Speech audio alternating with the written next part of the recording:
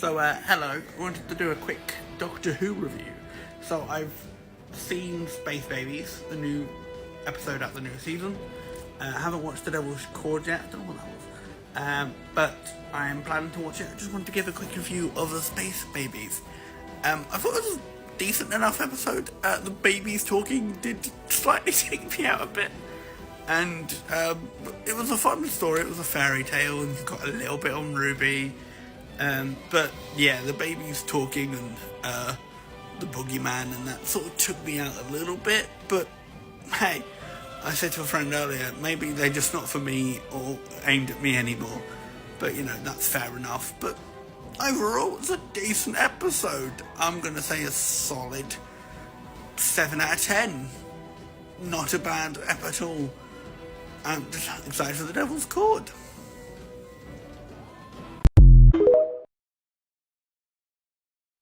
Hello and welcome back to another a Doctor Who reviewy showy thingy.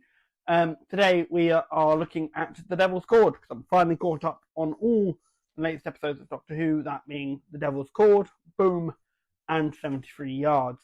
So, Devil's Cord is a really fun, interesting concept with a key cord summoning some sort of giggle from the Toymakers collection. And yeah, just a fun romp. Story's a little weak, but with the music being the core element and having Christmas in Ruby's heart, it's a really fun just romp, which is what Doctor Who needs to be, more fun romps.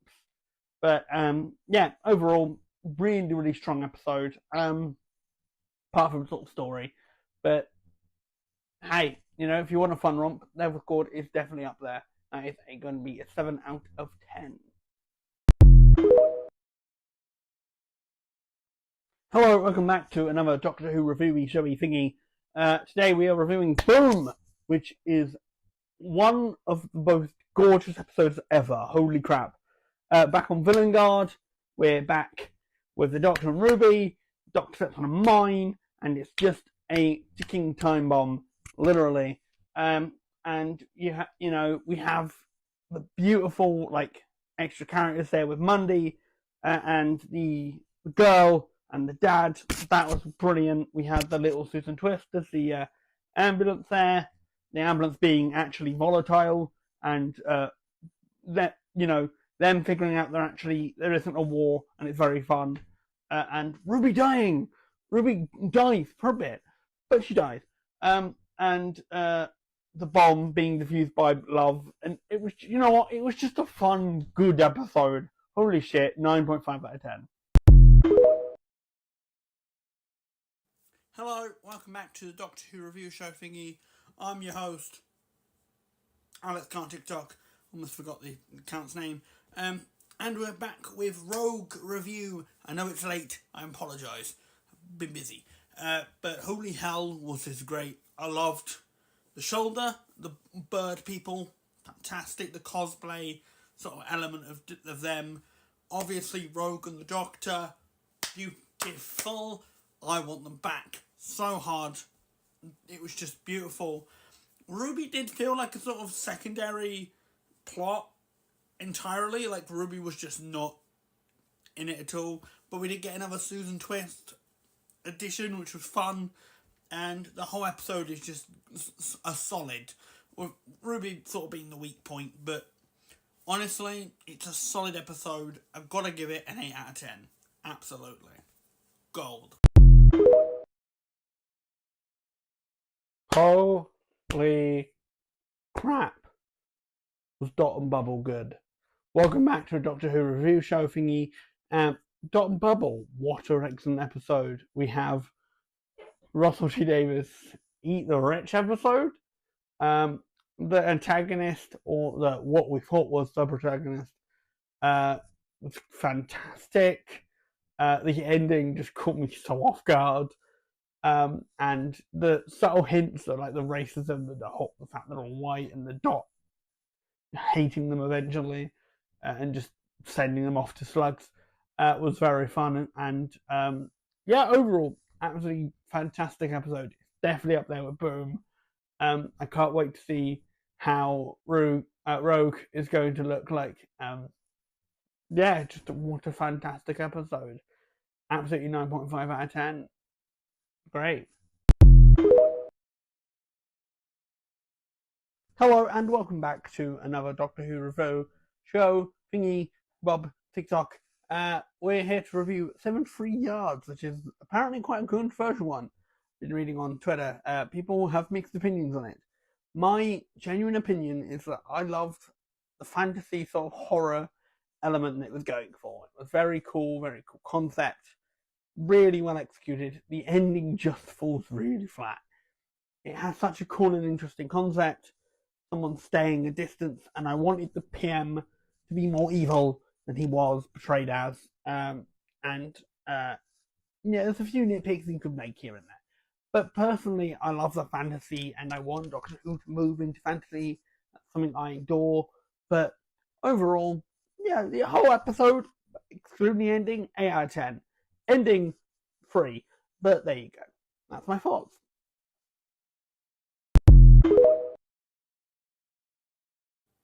Hello, welcome back to Doctor Who Review Show thingy. I'm your host, your boy. We are back with The Legend of Ruby Sunday. Holy crap. Let's try and dissect all of this very, very quickly. Loved Kate Stewart. Fantastic. The time window was a fantastic idea. We had creepy neighbour woman. Forgot her name right now.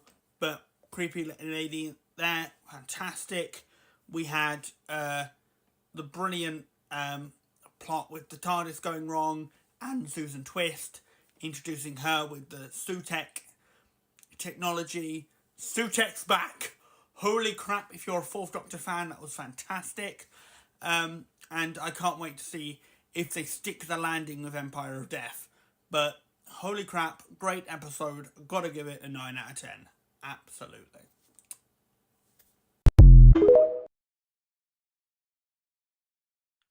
Oh boy. Hello, welcome back to a Doctor Who review show thingy.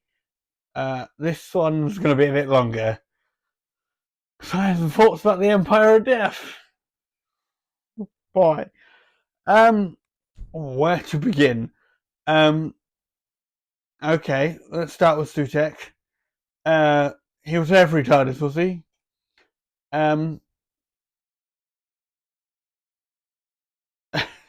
He was on the exploding one when he exploded. I know, I just find it funny. Do you want to do a bit of a meme before we begin? But yeah, no,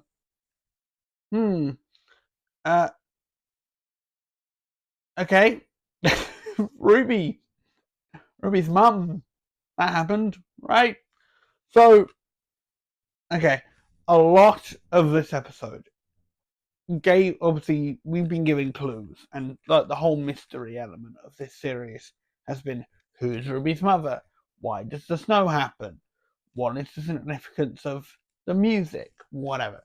We've been building up to this, and this answers it in potentially the worst way possible. And it just goes a bit awry. It's the fact of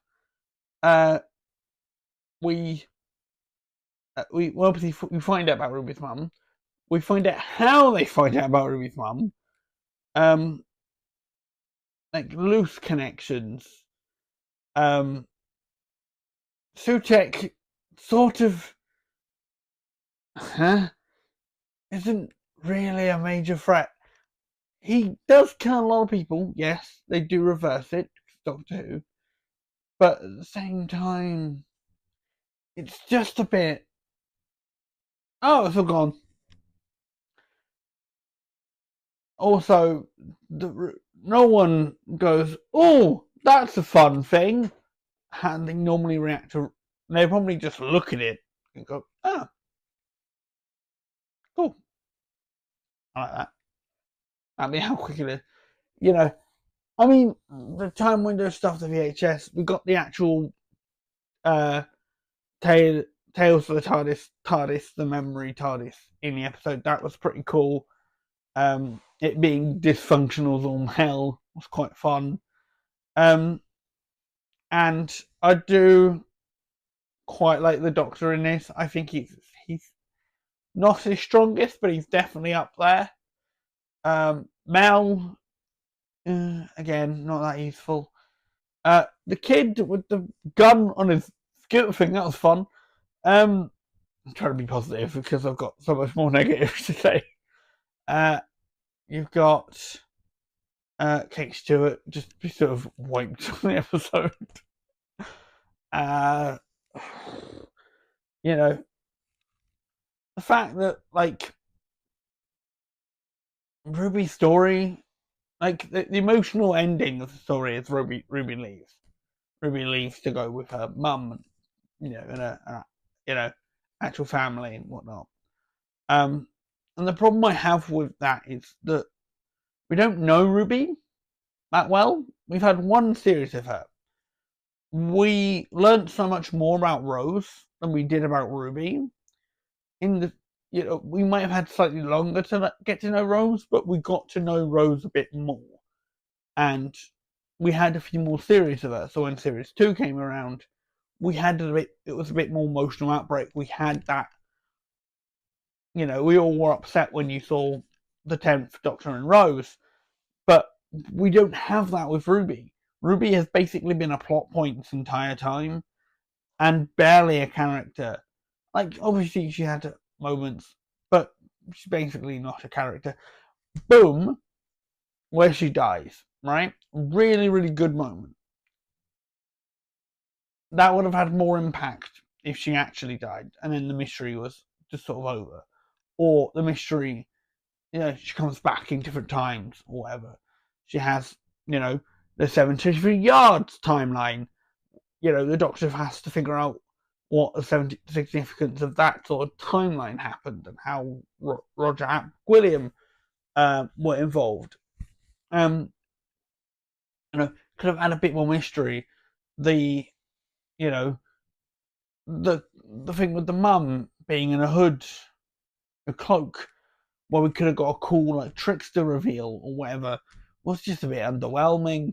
We had the way they find out was on a database the entire time.